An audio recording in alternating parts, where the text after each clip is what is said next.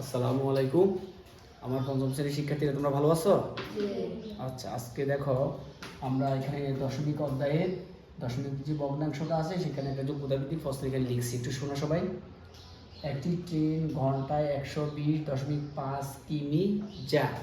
তাহলে একটি ট্রেন ঘন্টায় 120.5 কিমি, কিমি মানে কিলোমিটার যায়। ঘন্টা মানে কয় ঘন্টা?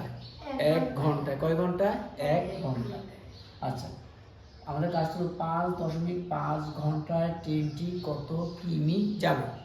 5.5 ঘন্টায় ট্রেনটি কত কিলোমিটার যাবে। আচ্ছা, তোমরা একটু বলো। এখানে তো ঘন্টায়, ঘন্টা মানে 1 ঘন্টায়।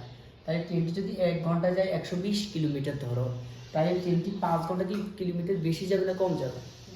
বেশি যাবে। তুমি 1 ঘন্টা তুমি জার্নিং করছো, 1 ঘন্টা তুমি যতটুকু গেছো, ধরো তুমি 10 কিলোমিটার গেছো। এখন তুমি যদি 5 ঘন্টা গাড়িতে বসে থাকো, তাহলে কি তুমি 10 কিলোমিটার যাবে না এরকম আরো অনেক বেশি যাবে? অনেক বেশি। তাহলে বেশি গেলে আমাদের কি করতে হবে? গুণ করতে হবে। তাহলে আমরা লিখতে পারি কি, 1 ঘন্টায় যায়, 1 ঘন্টায় ট্রেনটি যায় 120.5 কিমি, আর 5.5 ঘন্টা যায়, আমরা গুণ দিব। ঠিক আছে, একটু খেয়াল করো সবাই। কয় নাম্বার আমরা কি লিখতে পারি? কয় লিখতে পারি? 1 ঘন্টায়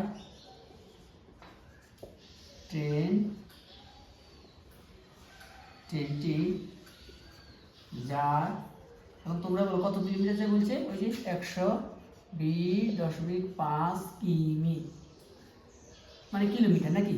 তাহলে আমাদের কত ঘন্টা বের করতে হচ্ছে? 5.5 ঘন্টায় ট্রেনটি যায়। এখন আমরা গুণ 120.5কে আমরা 5.5 দিয়ে গুণ দিলে আমাদের রেজাল্টটা চলে আসবে। আমরা এই গুণটা এই পাশে দিই, একটু আমাদের এই পাশে জায়গা আছে, দেখো 120.5কে আমরা 5.5 দিয়ে গুণ দিই। আচ্ছা, প্রথমত দশমিকের গুণ, দশমিক যে আছে এই জিনিসটা আমরা মনে রাখবো না, আমরা আমাদের সাধারণ গুণ অঙ্কের মতো গুণটা করে ফেলবো। গুণ করো, 5 5-এ থাকে কত? 2। 5 0 0 2 এর 2, 5 2 10 এর 0 থাকে কত? 1। 5 একে 5, 5 আর একে 6। তাহলে আমাদের একটা করে কাজ শেষ, একটা করার জন্য একটা 0। এখন দেখো 5 দিয়ে গুণ দেওয়ার পর আমার যখন এটা হলো, তাহলে এখন আবার 5 দিয়ে গুণ দিলে এই সংখ্যাগুলো দিতে হবে নাকি? এই সংখ্যাগুলো হবে না? প্রথমে আমরা 5 দিয়ে গুণ দিয়েছি, এর যে সংখ্যাগুলো হয়েছে 6025, আবার যখন আমরা 5 দিয়ে গুণ দিব একই সংখ্যা হবে। এবার আমরা যোগ করব, 5 5 2 7 2 6 6। তাহলে আমরা একটু এদিকে নিয়ে আসি, তারপর আমরা লিখব কত? 6 6 2 7 কত? 5। ঠিক আছে না? এখন আমরা কি করব দেখো, দশমিকটা বসাবো না আমরা, যেমন এখানে একটা ঘর, এখানে একটা ঘর, মোট কয়টা ঘর? 2টা ঘর। তাহলে আমরা এইদিকে 2টা ঘর পরে দশমিক বসাই দিব, এইখানে আমরা 2টা ঘর পরে দশমিকটা বসাই দিব। ঠিক আছে, তাহলে আমাদের কত হলো? 662.75 কিলোমিটার। 662.75 কিলোমিটার। ঠিক আছে। আচ্ছা, এবার আমরা খ নাম্বারটা করবো। আমাদের খ নাম্বারে কি আছে একটু খেয়াল করো তোমরা। খ নাম্বারে আছে কি আছে? 361.5 কিমি যেতে ট্রেনটির কত সময় লাগবে? এটা তো আমাদের 361.5 কিমি যেতে ট্রেনটির কত ঘন্টা সময় লাগবে। আচ্ছা, এবার কি বলছে? আমরা ট্রেনটি 361 কিলোমিটার যাবে, তাহলে কত ঘন্টা সময় লাগবে? কত ঘন্টা সময় লাগবে? আচ্ছা, ট্রেনটি 1 ঘন্টা, সে 1 ঘন্টায় কত কিলোমিটার যায়? 120.5 কিলোমিটার। এখন আমরা তো ঘন্টা বের করতে বলছি, ক্ষতে বের করতে বলছি কি? ঘন্টা। তাহলে আমরা এই লাইনটাতে এইভাবে সাজাবো, 120.5 কিলোমিটার যায় সমান 1 ঘন্টা। আর আমাদেরকে এখন কত বলছে? 361.5 কিলোমিটার যেতে লাগবে। আমরা যখন 361.5 কে 120.5 দিয়ে কি করবো? ভাগ করে দিলেই আমাদের ঘন্টাটা বেরিয়ে যাবে। তাহলে আমরা কি লিখতে পারি বল তোমরা? এখন আমরা 120.5 কিলোমিটার যেতে সময় লাগে কত ঘন্টা বলো? 1 ঘন্টা। কত ঘন্টা? 1 ঘন্টা। এই যে লেখা আছে না, এই যে আমরা এই লাইনে তো লিখলাম 1 ঘন্টা ট্রেনটি যায় 120.5 কিলোমিটার। এখন আমি যখন এটাকে সাজাবো, 120.5 কিলোমিটার যেতে ট্রেনটি সময় লাগে 1 ঘন্টা। সুতরাং কত?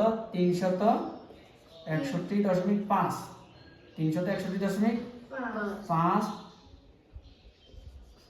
কিলোমিটার যেতে সময় লাগে 361.5 ভাগ 120.5 ঘন্টা।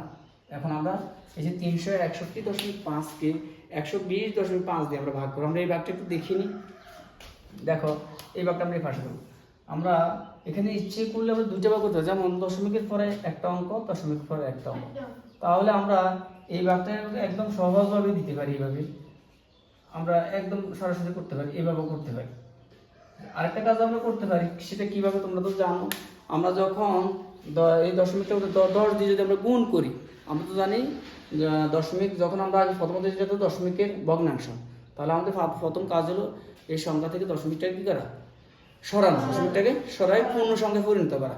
এখন আমি যখন পূর্ণ সংখ্যাটাকে পরিণত করব, তখন এই দশমিকটাকে 10 দিয়ে গুণ দিব, এই সংখ্যাটা 10 দিয়ে যখন আমি গুণ দিব, তখন দশমিক একটা শূন্যের কারণে দশমিকটা একটা করে সামনে যাবে, একটা করে সামনে যাওয়া মানে এটা দশমিক সরে যাওয়া, এখানেও একটা করে সামনে যাওয়া মানে কি দশমিক সরে যাওয়া। তার মানে আমি দুইটা সংখ্যাকে 10 দিয়ে গুণ দেওয়ার ফলে এটা হয়ে গেল, এটা হয়ে গেল। তো আমরা সহজ ভাষায় বলি এটাই যে দশমিক পরে যখন এক সংখ্যা, এদিকেও দশমিক পরে যখন এক সংখ্যা, তাহলে দুইটা এদিকে দশমিকও শেষ, এদিকে দশমিকও শেষ, তাহলে আমরা পূর্ণ সংখ্যা হয়ে গেল। একটা একটা সংখ্যা হলে, সমান সমান সংখ্যা হলে।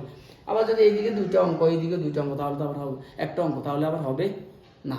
আচ্ছা, এবার আমরা ভাগটা দিয়ে একটু দেখো, এখানে হলো 1205, এখানে হলো 3615। এখন যদি আমি 3 বার দিই, খেয়াল করো, আমি যদি 3 বার দিই, 3 একে 3000, 3 একে 3, তার মানে 3000। আবার এখানে আছে 200, তাহলে কবে 600।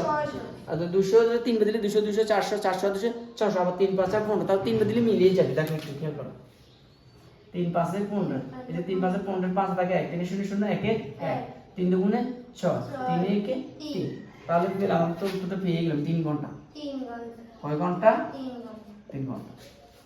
ঠিক আছে, তাহলে আমরা আবার একটু এই ভাগটা নিয়ে একটু কথা বলি। খেয়াল করো, তোমরা হয়তো চিন্তা, আমরা দশমিক পরে আগে সংখ্যা দেখবো, দশমিক পরে কয়টা অঙ্ক, দশমিক পরে একটা অঙ্ক, এইদিকে দশমিক পরে একটা অঙ্ক, দুইটা অঙ্ক যখন দুই পাশে মিলে গেল, তখন আমরা বললাম যে দশমিকের দরকার না, আমরা পূর্ণ সংখ্যা দিয়ে ভাগ করলাম, পূর্ণ সংখ্যা দিয়ে ভাগ করলাম। আর যদি এটাকে আমরা 10 দিয়ে গুণ দিই, এটাকেও আমরা 10 দিয়ে গুণ দিই, তাহলে দশমিকটা এমনি অটোমেটিকলি কি উঠে যায়। এরপরে সাধারণ ভাগ, সাধারণ যেভাবে ভাগটা করে আমরা সেভাবে ভাগটা করলাম। ঠিক আছে।